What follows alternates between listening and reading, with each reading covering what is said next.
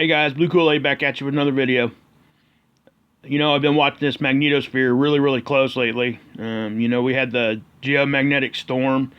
I talked about that a lot yesterday in my video. The KP index, I hope I explained that well enough for everybody to understand. Pretty much all it is a warning chart for... Actually, it's not even a warning chart. You can get a forecasted model of the KP, okay, that's up there too in the ISWA site. You can find it on one of the tabs. They'll forecast days in advance. But what I showed you yesterday was actually a history reading graph.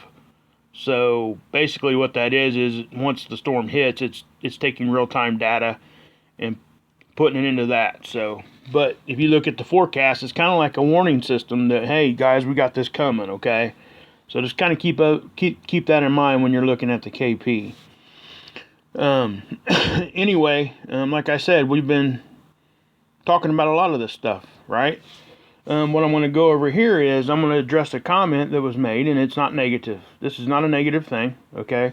The comment was, I'd mentioned multiple times that, the sun's over here, but we haven't really been getting a whole lot of pressure even during the geomagnetic storm from this direction. All of our pressure was coming from back here, right? Well, the comment was they were trying to help me, and they mentioned that, hey, Dr. Albers and a lot of other people think that the sun's dead. And that's why we haven't been getting that energy from the front side. I think there might have been some, confusion there just a little bit. I think we need to revisit what we're talking about there. If you go back and you watch Dr. Albers' videos, I don't think she says the sun is dead. I don't think she believes that. Matter of fact, I don't think there's really much evidence the sun is dead. Okay, what she's saying is it's dark. What that means is it's not putting off visible light. That's what she talks about, and she says it's been caused from, the stellar cores coming in and out, just draining the energy. So, that's kind of, I want to clarify that for whoever out there. And like I said, this is in no way negative. I appreciate that comment because it's a very good, comment in the fact that most of us would think that. We see the sun is not putting out off light, so we would think automatically the sun is dead. Well, it doesn't mean that it's not putting off magnetic and electrical energies and solar winds and stuff like that coming from it. It's not dead. Even if it is dark, it's not dead. So I just want to clarify that. We have this system that comes in, every so many thousands of years. A lot of people think it's like 3,600 years. There's been, other time frames put out there, and is that relevant? Yeah, it can be when we're trying to research things down to the nitty gritty. But the main thing is to remember that it's been here before, and it'll come back again probably. So, most likely, guys, and again, this is just my opinion, we live in a binary star system, if not a trinary star system. Basically what that means is we have 2 or 3 stars, and we're all dancing around together. Almost all, I think it was like 75% of all solar systems known or documented are at least binary. So why would ours be really going against the grain?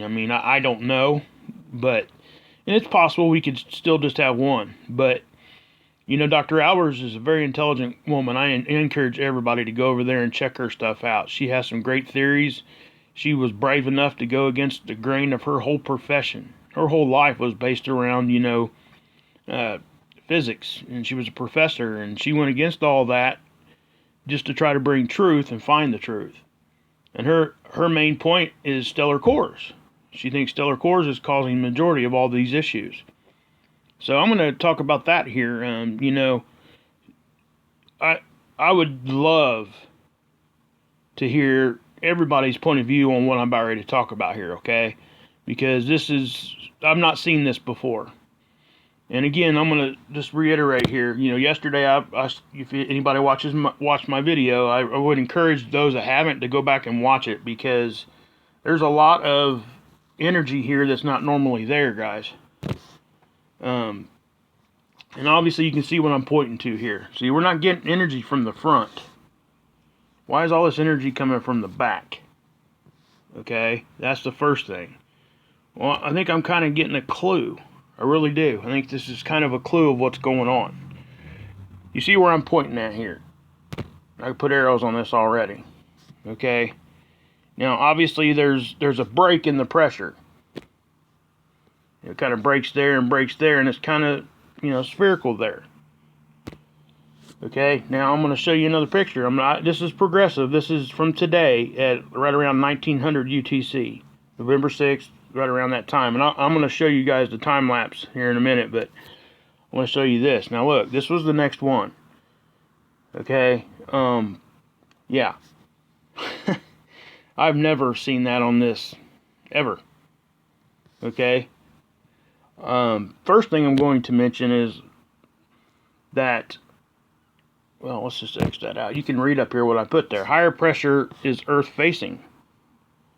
Okay, now what I'm talking about when I say that is, if this is a stellar core, okay, when it's pushing up against the Earth's magnetosphere, you would see higher pressure on that side and lower pressure back here. Okay, it's odd to me that all this pressure went around that, if that wasn't an actual object. It's obviously a magnetic disruption of some sort, but why is it that shape? You know, it's very, I mean, it's very suspicious to me. Okay.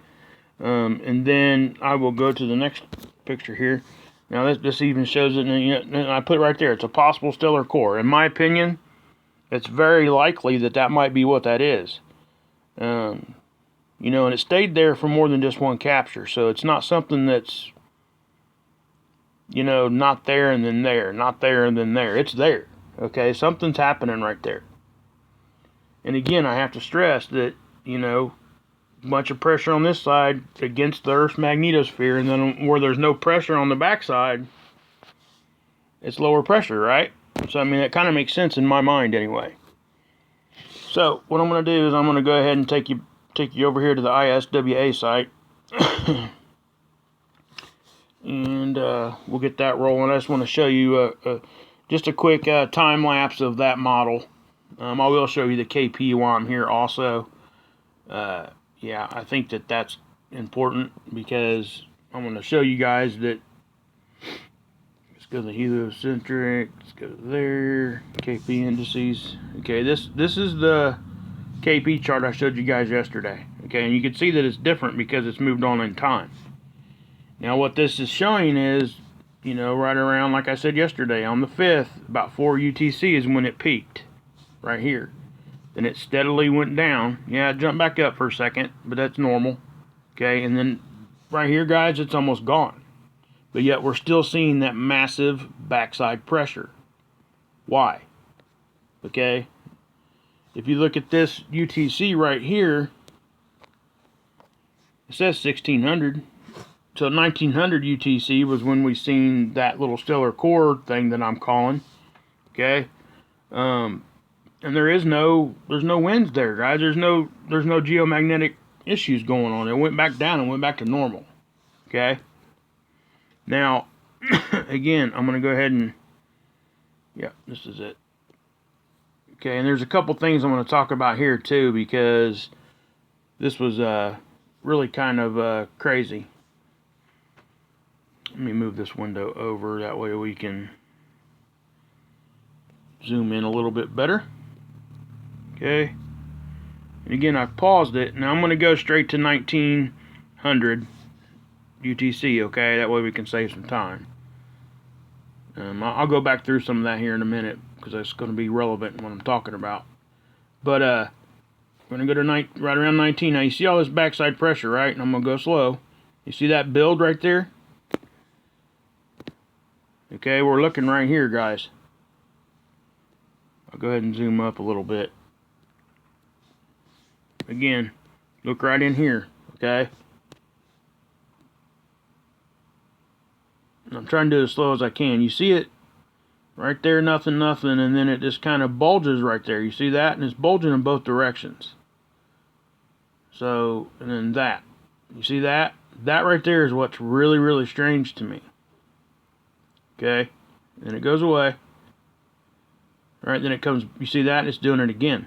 It's not as evident, but it's still doing it again. Okay?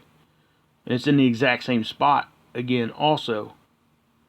So, you know, stellar core ain't going to come, sit there for 2 seconds and leave, guys. It's going to come and it's going to sit until it wants to leave. Or is forced to leave by something, but it's not going to leave like a spaceship. It's not just taking off. Okay? They have movement, and that's what they do. Now, anyway, I wanted to show you that, just to kind of show you that it's happening more than once in that same spot. Okay? So that kind of lends to the fact that something's there. And it would make sense because we've been seeing the pressure on the back side. Is this helping cause some of that pressure? Could be. Now, okay, now something else I'm going to show you while we're here, okay, because I think this is important too, is that, well, I'm just going to take you to, let's just get out of here real quick. I don't need to show you guys this anymore. Just remember, guys, that this is a lot of pressure, and we're still getting it, and it's wrapping around the Earth. It's not just, you know, and it came up into part of our atmosphere. That is a fact, and it wasn't even during, because right now we're not in a geomagnetic storm. So what in the heck is all this energy hanging around for? Okay, we're going to go back to here real quick. You see how close that gets? That's at 4 UTC time today. The magnetic storm was pretty much gone then too. But again, I have to stress that the magnetic storm should have been coming from over here. Why are we getting that backside pressure and then it continued after even the storm was gone? Okay? Now, I'm going to go ahead, because I got still shots of this, and this is going to make my videos just a little bit quicker. So I'm going to go gallery here. Go screenshot. I believe that's what yep. Okay. Now, let's see, that was the second picture. Where's that at, guys? I don't know. Okay. Well, shoot. I think I have another capture of it. Yeah, right here. Okay, I'm going to show you guys this one. Okay, this is what I'm talking about right here. Okay, you see the pressure there, right? This was on the 6th at about 3:30-ish UTC. Okay.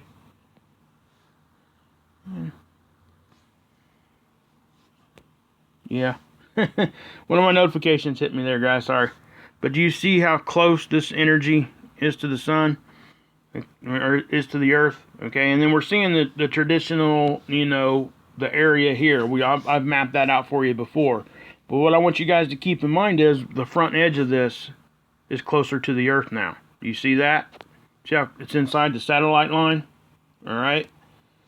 You know, the flat part of it is all the way up in here. Now, I'm going to go back some days, okay, which I already did this. Okay. This was on the 31st of October.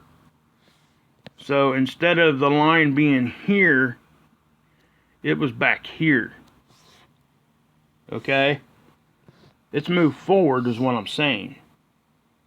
What would cause the whole situation to move forward? Well, something got closer to us with higher magnetic energy. So that's about the only thing that could cause it, you know, unless we got something way out over here that, you know, way over here that had some issues and shot some stuff at us. But I don't think that's what happened. So, but yeah, I thought that was very important to talk about, guys, because, I mean, we'll go ahead and these are the screenshots that I took of it. Okay, and I put arrows on the other ones. Okay, obviously you can see where that's at, right? And, you know, I just don't know what to think of this. I would love to hear Dr. Albers' point of view on this. I really would.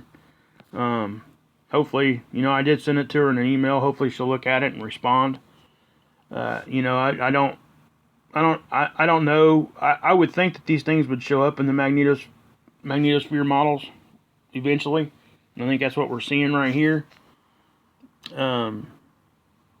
You know, the other option, guys, is it's actually a planetary body of some sort that's not a stellar core, or it could be just I don't understand how a magnetic energy charge would stay in a ball form, is what I'm trying to say. It's staying in a spherical form, and it's starting and it's generating, just like that little whip thing I was showing you over on the other tool. You know, the whip thing, that the energy that shot out and went both directions, connected to the sun and then something else. And I'm of the mind that that's probably stellar core action going on too. So, you know, I don't know what to think about all this. And, you know, what I will say, okay, is that I truly, in my in my brain, as minute as it might seem to some people, that I think that this is probably a stellar core. I don't think it is really anything else. Now, we've talked about other stuff like a second moon and stuff like that before, but I really don't think that that's what this is, because this actually, I mean, that whatever's right here has a magnetic field of its own, because it's pushing against the Earth's magnetic field right there, causing that higher pressure. Okay, at least that's how it works in my mind. If I'm wrong, somebody please correct me. Okay, so I want to learn. I'm trying to learn too, guys. Really am. So, you know, and then, you know, like I said, and then it stays there. And then I showed you the other captures from, you know, some more time down. It keeps generating right there. It keeps showing up in that same spot. So, but yeah, this is, but I'm just sticking to this one topic on this video. You know, I just wanted to clarify that just because the sun might be going dark, all that means is it's not putting off visible light, and what that means is it's not putting off light that is visible in our eye spectrum, what our eyes can see. Okay, now some of the cameras and the satellites with different filters and such can pick up stuff. Okay, guys, we can still see the light off the sun.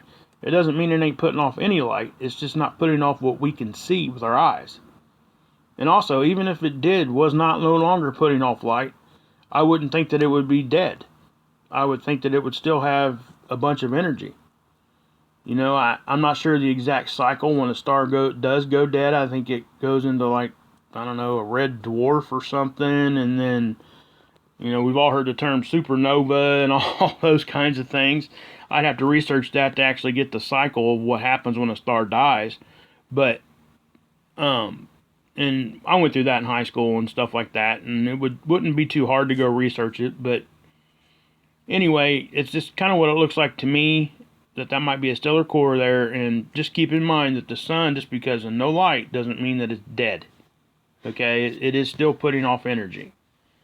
And, you know, so we gotta keep that in mind when we're talking about this. Okay, I don't want anybody to be confused. And that is something that I do know, that I think Dr. Albers has actually addressed that topic before. If you go back and read her papers, I think those papers would show that she's never said the sun's dead, I don't think. I could be wrong on that too, but I don't think she said that. I think she's actually said kind of the opposite. No visible light, but it still has energy it's putting off. So, anyway, guys, I may come at you with another video here in a little while. I did see some stuff on the other satellites, and I've been getting some good pics in, guys. Keep sending them. I'm going through them, obviously. The reason why this video is being done on my phone is because my wife is in the other room, and she's sewing and doing embroidery and things like that, and it's really loud, and I just couldn't get in there to do what I needed to do with the computer. So, it's a laptop, but trying to do it, and my kids are running around the house here too, so I'm kind of in a really cramped area right here, and it's just real easy to throw up a real quick video on my phone. So, but yeah, I do have the computer going, guys. Mike Sprawl, Mike from Michigan, you are the man, brother. Kenny G, Russell, man, you're killing it too, brother. I mean, keep them coming, guys. Keep them coming. Love all you guys. You know, thanks for all your suggestions and your support. You guys really bring, you guys make my day every day. So just know that. Thank you for being just who you guys are. And God bless. Yeshua saves. And you can drink this Kool-Aid.